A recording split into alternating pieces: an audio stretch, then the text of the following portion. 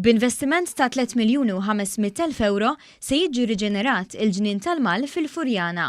Waqt żjara fuq il-post, il-Ministru tat-Turiżmu qal li dan huwa pass ieħor f'sensiela ta' proġetti li qed jirriġeneraw l-żona tal-Belt Valletta u l-madwar. Aħna nemmnu li l-Floriana tista' tiġi riġenerata u ssir Garden City.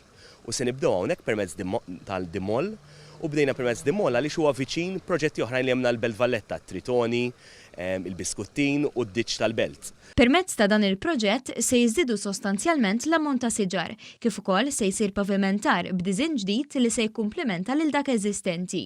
Se jiġu restawrati wkoll diversi monumenti, inkluż dak tal-Indipendenza.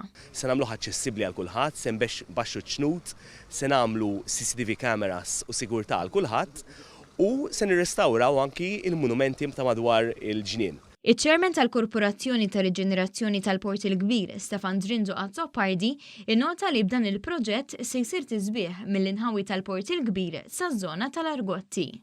Il-riġenerazzjoni, il-restawr ta' dan il-ġnien li jirrakkonta storja twila u li huwa ġnien storiku ħafna, naħseb li jkompli jaqqad din il-kollana ta' proġetti ta' riġenerazzjoni kemm għall-Belt Valletta kif ukoll issa fuq livell aktar wiesa li jinkorpora wkoll il-Belt tal-Floriana.